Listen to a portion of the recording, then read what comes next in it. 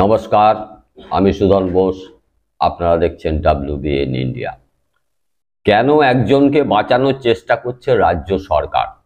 Supreme নির্দেশ, CBI তদন্ত করবে সন্দেশখালিতে। কি ব্যাপার হয়েছিল আপনারা জানেন? সন্দেশখালি কাণ্ডে কোথা থেকে আসে? যখন নাকি বাকিবুর রহমান ধরা পড়ে, তারপরে জ্যোতিপ্রিয় মল্লিক থেকে নাম আসে শেখ শাহজাহানের। সেইখানে যখন ইডি সেই তদন্তে যায়, তার উপর হামলা করে শাহজাহান বাহিনী। তারপরে দেখা যায় যে অদ্ভুতভাবে যে শাহজাহানকে খুঁজে পাওয়া যায়নি। 56 দিন পরে রাজ্য সরকারের রাজ্য পুলিশ তাকে গ্রেপ্তার করে। সেই গ্রেপ্তারের পর দেখা যায় ইডি তাদের হেফাজতে নেয়। তারপর থেকেই খুলতে থাকে একের পর এক রাস্তা। দেখা যায় 43টা এফআইআর হয়েছে এই শাহজাহানের বিরুদ্ধে। এই শাহজাহান কি করেছিলেন জানেন? জমি দখল করেছিলেন, নারী নির্যাতন করেছিলেন এবং বিপুল সংখ্যক টাকা তিনি 9-6 করেছেন এবং লোককে ঠকিয়েছিলেন। এটাই ছিল মূল মামলা। সেটা হাইকোর্টে চলছিল। এই 43টা মামলায় হাইকোর্ট কিন্তু সিবিআই তদন্ত দিয়েছিল, কিন্তু আমাদের রাজ্য সরকার সেটা মানতে পারেনি। তারা চলে যায় সুপ্রিম কোর্টে। সুপ্রিম কোর্টে গিয়ে তারা আবেদন করে যে অন্ততপক্ষে রেশন কেলেঙ্কারির যে মামলাটা, এটা যেন সিবিআই না করে। কেন আমরা বুঝতে পারছি না যে এই রেশন কেলেঙ্কারির ওপরে এই রাজ্য সরকার আমাদেরই ট্যাক্সের টাকা দিয়ে তারা সেই মামলাটা করছে সুপ্রিম কোর্টে। আপনারা জানেন সুপ্রিম কোর্টে খরচাবহুল মামলা হয়। সেখানে আমরা কি দেখতে পেলাম? দিনের শেষে সুপ্রিম কোর্ট কিন্তু মেনে নিল যে এই যে মামলা, এই হাইকোর্টের নির্দেশ সেটাই বহাল রাখলো। রাজ্য সরকার কারা চালাচ্ছে? এবার একটা সন্দেহ হচ্ছে। বারবারই তো আমরা বারবার দেখতে পাচ্ছি যে এইরকম ধরনের ছেলে খেলা করছে রাজ্য সরকার। এই সমস্ত মামলা, এইসব জোচ্চোরদের বাঁচানোর চেষ্টা এই রাজ্য সরকারের। এখানে প্রশ্ন উঠছে না যে কেন এই রাজ্য সরকার তৎপর হচ্ছে ওই জোচ্চোরদের বাঁচাতে, অথচ যারা নিগৃহীত, নির্যাতিত তাদের পাশে কিন্তু রাজ্য সরকারকে তেমন ভাবে দেখা যাচ্ছে না। কি হয়েছে? এমন কি ব্যাপার আছে? তবে কি ভোটের অঙ্ক আছে এতে?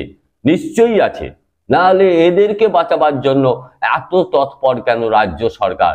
যদি এরা না থাকে, এরা জায়গায় জায়গায় যদি শেখ শাহজাহানরা না থাকে, আপাতত যা দেখা যাচ্ছে এই তৃণমূল দল কোনো জায়গা থেকেই আর নির্বাচিত হতে পারবে না।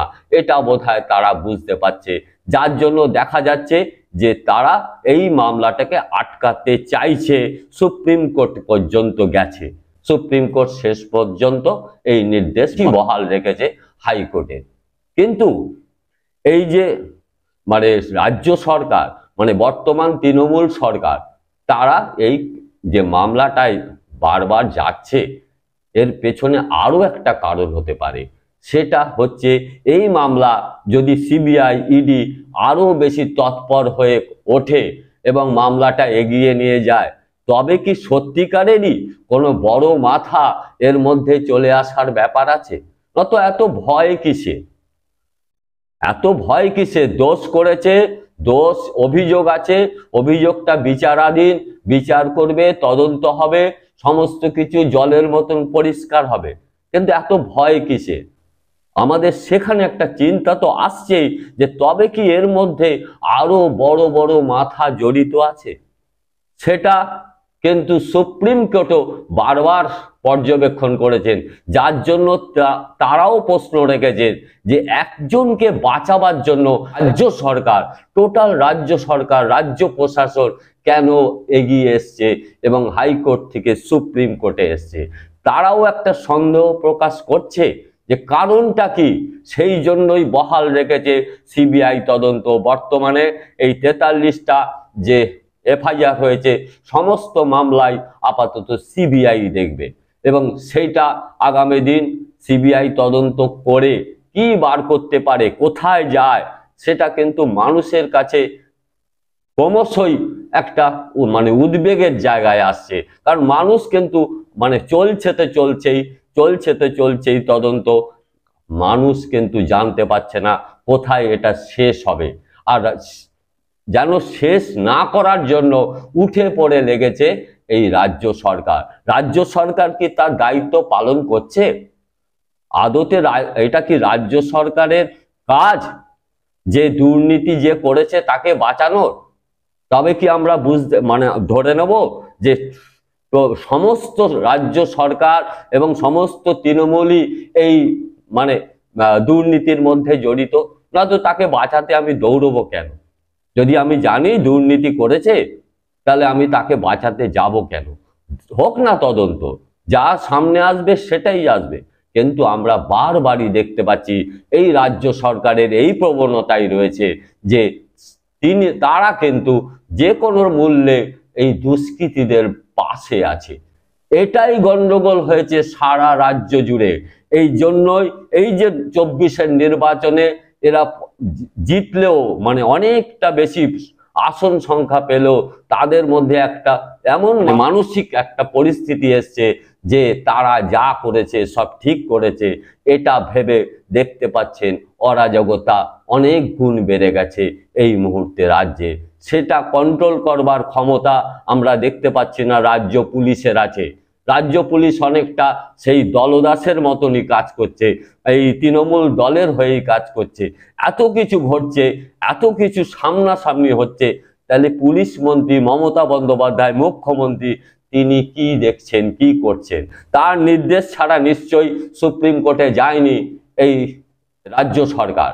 তিনি জানেন, তিনি পাঠিয়েছেন, এটাই আমরা ধরে নিচ্ছি। কিন্তু কেন তাদের বোধোদয় হচ্ছে না? বারবার গিয়ে আদালতে ধাক্কা খাচ্ছেন এবং বুঝতে পারা তো উচিত ছিল যে এটা সুপ্রিম কোর্টে গিয়েও ধাক্কা খাবে, কারণ এই যুক্তি কিছুতেই সুপ্রিম কোর্টও মানবে না। আমাদের সাধারণ মানুষের সমস্ত যে ভরসা সেটা কিন্তু আদালত, সেটা হাইকোর্ট হোক বা সুপ্রিম কোর্ট হোক, মানুষ সেই আস্থা রেখেই আপাতত এখনো পর্যন্ত চুপচাপ দেখছে কি হয়। আমরাও সেই দিকেই তাকিয়ে আছি যে আগামী দিন সত্যিকারের যে দোষী যারা তারা কোথায় যায়, আরো যে দোষীরা আছে তারা সামনে আসে কিনা। আমরা একটার পর একটা সেই পাপড়ি খোলার মতনই ব্যাপার আসছে, আরো অনেক নাম হয়তো আসবে আগামী দিন। সেই ব্যাপারে অবশ্যই আমরা আপনাদের সঙ্গে আলোচনা করব এবং আমাদের মতামত জানাবো। আপনারাও আপনাদের মতামত অবশ্যই জানাবেন। আগামী দিন দেখা হবে অন্য কোনো প্রতিবেদনে। নমস্কার।